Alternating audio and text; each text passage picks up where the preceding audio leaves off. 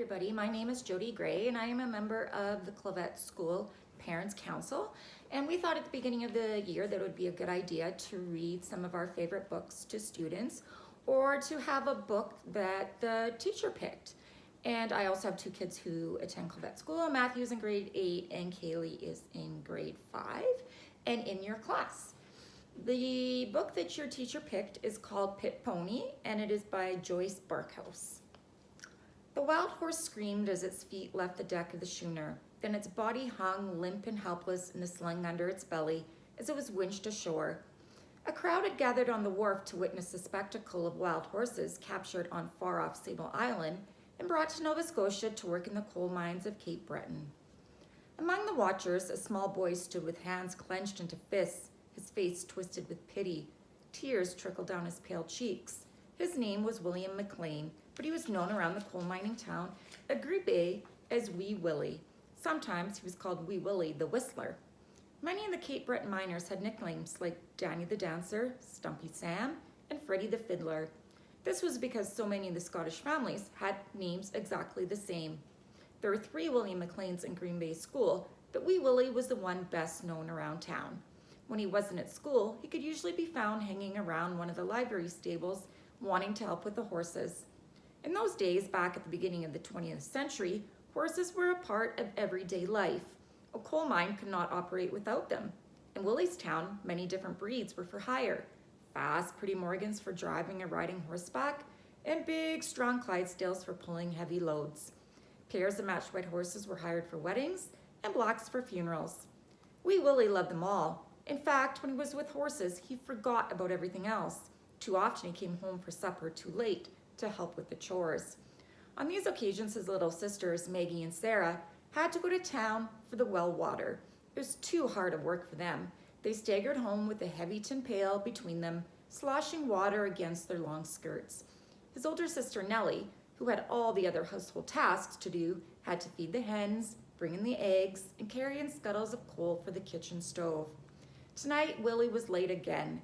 Not until the last horse struggled to its feet on the slippery wharf did he realize the sun had almost set. He dashed a grubby fist across his eyes and started for home. He knew how angry his father would be. He would give Willie a thrashing and send him to bed without his supper. Willie didn't mind the thrashing quite as much as he minded going to bed without his supper. The McLean children, whose mother had died when Willie was 6, didn't have as much to eat as some of the other families. His father, Rory McLean, was a pit miner who worked with Willie's brother John in the Ocean Deeps mine. He was a proud, stern man who refused to charge at the company's store. All the same, the family lived in a company house for the sake of cheap rent. Willie lived on Sunny Row. Not a tree nor a flower grew along the dirt lane. The houses were all the same, shaped like rectangles with slanting roofs and square, small-pane windows. It was called Sunny Row because of the habit the man had of sunning themselves during the long afternoons of the brief Nova Scotia summers. The miners' wives put wooden washtubs on the steps, and here the colliers sat while they came home from the pit, still black around the eyes with coal dust. They would soak their sore, tired feet in the warm water and joke back and forth while they watched the children play ball or kick the can along the dusty street. But now it was October. The days were short and the nights were cold. Willie should have been home from school long since. He went around to the back of the house. As soon as he stepped into the porch, he smelled supper. Coungra pick, his favorite dish. His sister Nellie was a good cook, and would have to go to bed without a single mouthful. He opened the door a crack and peeked in.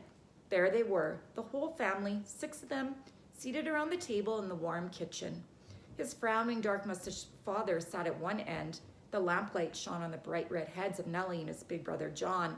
It made pale-eyed ovals of the faces of the dark-eyed little ones, Maggie and Sarah. It reflected on the spectacles of his tiny old grandmother in a frilled white cap as she peered over him from her rocking chair. In the middle of the table sat the steaming Krauma pick, a huge codfish head stuffed with pudding made of rolled oats and flour and mashed cod livers. All this Willie saw in the flash of a second, and he was puzzled. What had happened? Usually children ate first because there weren't enough chairs to go around. When there was a Kaylee or when the minister came to call, then Nellie would borrow extra chairs from one of the neighbors. But tonight there was no guest. He opened the door a crack wider. His father glared at him from under his bushy black eyebrows. "Come in," he ordered. "Shut the door. You're letting in a cold draft." Willie went in, hanging his head, shamefaced, and shut the door. Then the whole family shouted together, "Happy birthday." He had forgotten. It was October 12th, 1902, and he was 11 years old. "Wash your hands and come to the table for a blessing," said his father. Willie went to the dry sink and poured cold water from a bucket into the tin basin. "How could you forget your own birthday?" scolded 7-year-old Sarah, the youngest of the family, bouncing up and down in her chair. "Hush, bow your head for a blessing," said Rory McLean. As soon as Willie sat down, his father prayed, "God bless this house and this family. Teach them thy ways, O Lord. May William learn from this day on to assume his fair share of family responsibilities. Amen." He raised his head, the corners of his mustache lifted, and he smiled at them all, including Willie. As if a black cloud had floated away and the sun had come out, they all smiled back. Rory McLean picked up his knife and fork and prepared to serve the cayenne grow pig. Willie felt a warm and happy glow inside. "But where were you, Willie? Why were you so late?" Sarah persisted. Willie savored his first mouthful. "I was down by the waterfront to see the wild horses come in from Sable Island. Me and some other boys wanted to see them unloading." "And did you?" asked his big red-headed brother John, as he reached for a thick slice of homemade bread. "We did," said Willie, and a sad sight it was too. All them little wild shaggy horses scared to death. Some of them was cut and bleeding. "Why?" asked Sarah. "Because they were aboard a schooner. They're tied up by their legs and heads so they won't fall down or rear up in a storm," explained Willie between mouthfuls. Then he added, "It's a terrible thing to capture wild horses and make them go down the pits." "Maybe it won't do," said his father. "Wild horses are apt to be fractious, but the company can't find enough trained ponies to work the narrow seams." Sarah tossed her blonde pigtails. "Why?" she began, but her father interrupted impatiently. "Be quiet, child, and eat up." He looked over at Willie and frowned. "Willie needs to get home every night for his supper. If he don't, he'll stay little and stunted like a Sable Island pony. He's got to grow up big and strong to be a good miner." Willie was silent. He didn't want to grow up to be a miner. He wasn't like John, who had never thought of being anything else. It had been a proud day for John when he had left school at 14 and gone off to work with his father. He was considered a man now, with all man's rights. No more thrashings for a boy who brought home a pay envelope. Willie looked up at his father. His big, long-lashed brown eyes were troubled. "Maybe I won't be a miner," he stuttered. His father put down his knife and fork. Everybody stopped eating. "Not be a miner? What will you be then?" Willie was trembling. "I like horses. Maybe I could be a blacksmith or something." "A blacksmith? How could a puny mite like you work at a forge and swing a great hammer?" Willie hung his dark head, but he muttered, "So it would be no harder than swinging a pickaxe, digging out coal in a mine." His father's face grew red with anger. "And where would the money come from to buy a shop and set you up with all your fancy ideas?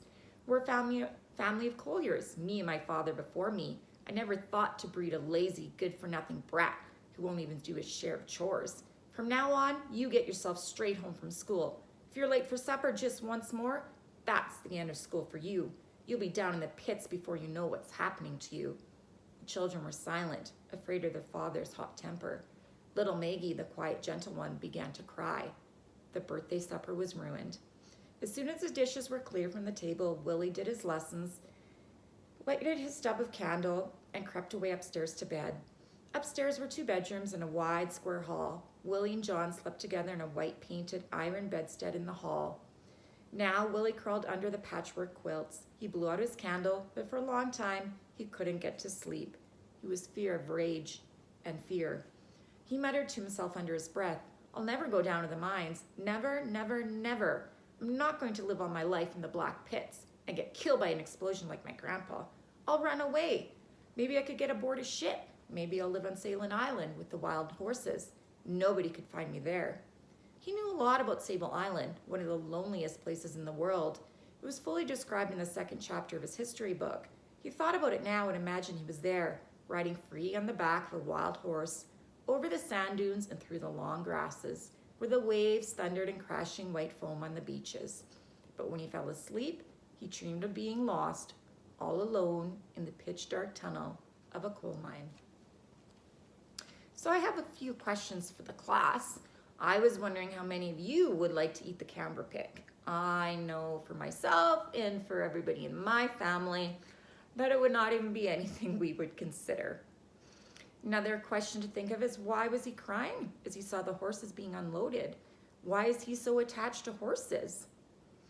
And what is going to happen to those horses if they are not good for the jobs that are out there? And will he work in the mines like his dad and brother? Or do you think he will be able to fulfill his dreams? So there's just some things I would like you guys to ponder about as you go around the rest of this book. I know I enjoyed this book and I finished it on my own, and it has a great ending. I hope you enjoyed this, and I hope you guys have a great day. Thank you.